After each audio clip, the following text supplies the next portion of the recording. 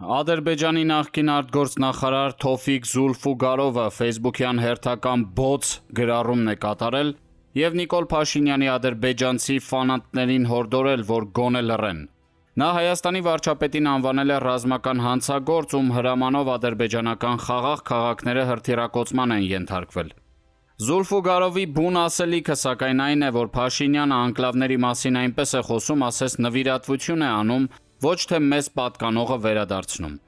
Իշխանական մինվալ պոլիտիկան էլ զննության է ենթարկել Հայաստանի ազգային ժողովում ներկայացված քարտեզը և պարզել, որ Քյարքին, Բարխուդարլուն և Ասքի Փարան այնտեղ նշված չեն որպես Ադրբեջանին պատկանող տարածքներ։ Տեղեկատվակ քարոզչական այս գրոհից ինչ կարելի է և պետք է հասկանալ։ Տպավորություն է, որ պաշտոնական Բաքուն իրական Հայաստանի խոսույթից զգուշացած է, քանի որ դրա համարժեք պատասխանը պետք է լինի իրական Ադրբեջանը։ Եթե ադրբեջանական հանրությունը Փաշինյանի այնքան ֆանատներ ունի, որ նախկին արտգործնախարարը նրանց լռության է կոչել և պարզաբանել, որ Հայաստանի վարչապետը նվիրատվություն չի անում, ընդ որում ապագա սահմանազատումը ակնհայտորեն կապում է 44-օրյա պատերազմի հետ, ապա հետևում է, որ Ալիևը հետապնդում է գետնի վրա իրավիճակը գերակա ճանաչելու նպատակ։ Անցյալ տարի Վաշինգտոնում նախաստորագրված պայմանագրի կողմ հանդես են գալիս իրական Հայաստանը և իրական Ադրբեջանը։ Բայց նախ այդ փաստաթուղթը ստորագրված չէ։ Երկրորդ, որ նույնպես շատ կարևոր է, մենք պաշտոնական Բաքվից դեռևս հրապարակային հայտարարություն չենք լսել, որ անկախ Ադրբեջանը ադրբեջանական ԽՍՀ-ի տարածքի ժառանգորդն է։ Կարելի է լավատես լինել և ասել, որ Ալիևը ներքին խնդիրներ ունի, բայց ամեն ինչ սահման ունի։ Երբ է Ադրբեջանի նախագահը հրաժարվելու Հայաստանի ներկայիս տարածք ձևակերպումից։ Երբ է նաև Արևմտյան Զանգեզուրի փոխարեն ասելու Հայաստանի Սյունիքի մարզ։ Եթե այս հարցերին պատասխան չկա, իսկ դա այդպես է, նշանակում է նա միայն թղթի վրա է ճանաչել իրական Ադրբեջանը։ Այսպիսով մենք չգիտենք, թե որն է իրական Ադրբեջանը։ Թուրքիայի ազգայնական շարժում կուսակցության առաջնորդ Դևլետ Բահչելին Մանազկերտի ճակատամարտի 955-րդ տարելիցի կապակցությամբ հայտարարություն է տարածել, ինչպես փոխանցել է Թուրքի իշխանամետ պարբերականը, թուրք ազգայնականների առաջնորդը նշել է, որ Անատոլիան տիրապետելու, իր պետականությունը պահպանելու և սեփական ճակատագիրը տնօրինելու թուրք ժողովրդի կամքը մնում է անփոփոխ։ Բահչելին մասնավորեցրել է, որ այդ հողերում հնչող աղոթքը, այդ հողերի վրա ծածանվող կիսալուսնով և աստղով դրոշը և թուրքական կենդանի պետությունը այսուհետ ևս դարեդար հիշեցնելու են այդ օրհնված օրը։ Պատմագիտության մեջ ընդունված է, որ Մանազկերտի ճակատամարտում հաղթանակը սկիզբ է դրել հայկական բարձրավանդակում և Անատոլիայում թուրքերի քաղաքական ներկայությանը։ Բահչելին իշխող Արդարություն և զարգացում կուսակցության կոալիցիոն գործընկերն է և նրա հայտարարությունը կարելի է գնահատել որպես Թուրքիայի պաշտոնական տեսակետ։ Այս դեպքում հարց է ծագում, թե ներկա աշխարհում ինչը կամ ով է խանգարում, որպեսզի Թուրքիան շարունակի տիրապետել Անատոլիային։ Նման թափանցիկ ակնարկներ հաճախ թույլ է տալիս նաև Թուրքիայի նախագահ Ռեջեփ Թայիփ Էրդողանը։ Բահչելին Անատոլիային հավերժ տիրելու Թուրքիայի կամքի մասին հայտարարել է իսրայելա-թուրքական դիմակայության համատեքստում։ ԱՄՆ-ի հայտնի լրագրող Լորա Լումերը հղելով պետական դեպարտամենտի աղբյուրներին հայտնել է, որ Թուրքիայում Միացյալ Նահանգների դեսպան Թոմ Բարաքը խորհրդատվությունների համար ետ է կանչվել։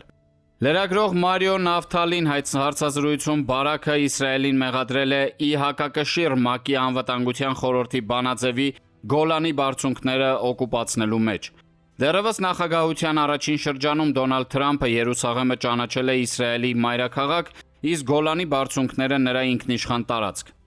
Հանրապետական մի քանի կոնգրեսականներ Թուրքիայում ԱՄՆ դեսպանին քննադատել են, սենատոր Ռիկ Սքոթը հայտարարել է, որ նրան դեսպանի պաշտոնում հաստատել են, որպեսզի իրականացնի նախագահի քաղաքականությունը, ոչ թե հրապարակավ հակադրվի նրան։ Եթե դեսպան Բարաքը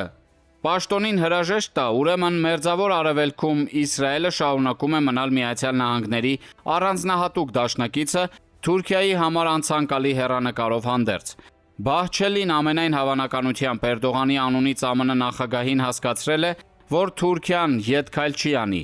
Էրդողանը Երուսաղեմը ճանաչում է օսմանյան ժառանգության մաս և այդ հողերում թուրքական ներկայության վկա։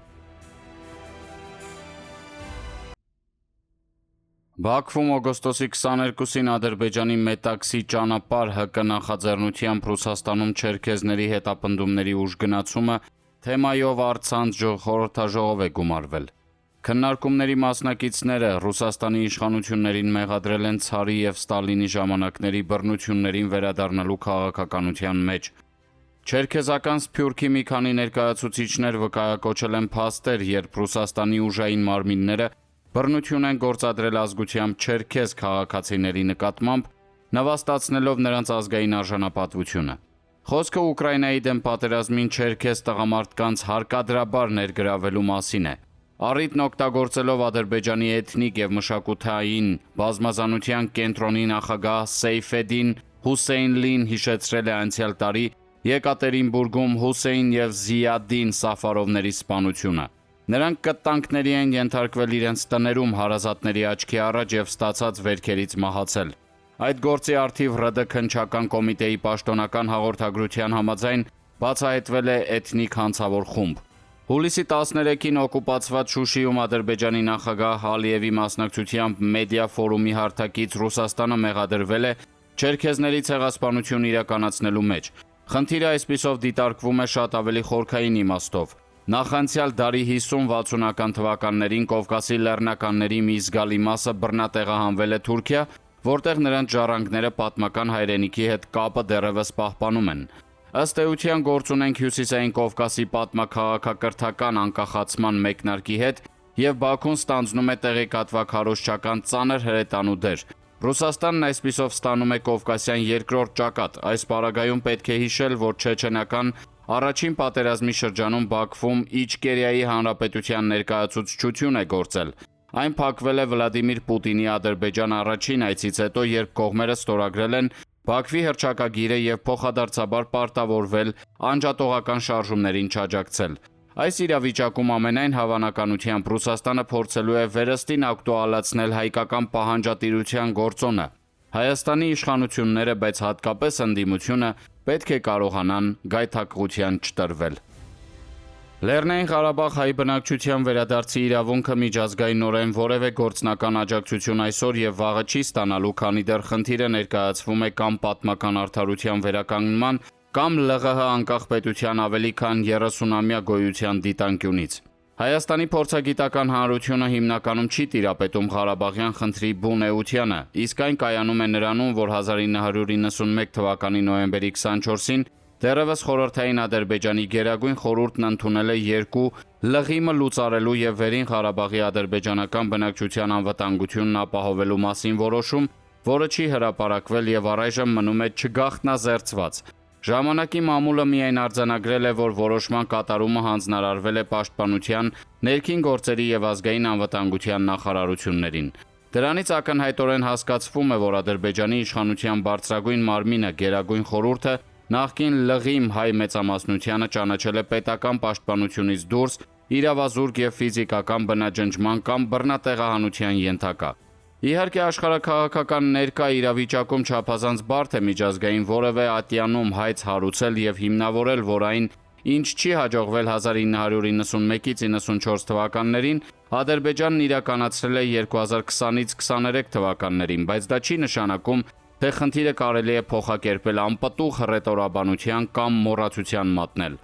Ընդհակառակը հարկ է զինվել համբերությամբ, ուսումնասիրել բաց աղբյուրները, փնտրել եւ գտնել լուրջ հիմնավորումներ, խորհրդակցել միջազգայնագետների, բարձրակարգ իրավաբանների եւ իրավապաշտպանների, այդ ասպարեզում հեղինակավոր կառույցների հետ, ստեղծել տեղեկատվակ քարոզչական հարթակներ։ Այսօր պաշտոնական Բաքուն իր առավելապաշտությունը հիմնավորում է նրանով, որ Ադրբեջանի տարածքի 20%-ը 3 տասնամյակ գտնվել է Հայաստանի օկուպացիայի տակ, իսկ 1 միլիոն ադրբեջանցի իր հայրենիքում դարձել է փախստական։ Այս նարատիվը ցավոք միջազգային որոշակի աջակցություն ունի։ Արժե այն կոտրելու քաղաքագիտական նախագիծ մշակել, դա նախ եւ առաջ անվտանգային լրջագույն խնդիր է։ Հուսալ, որ Ադրբեջանն ագրեսորին պատժելու կոնցեպտից հրաժարվելու է, միայն բարի ցանկություն է, որովհետև հակառակ դեպքում 2020-ից 23 թվականների ադրբեջանական բոլոր գործողությունները պատերազմական հանցագործություն են։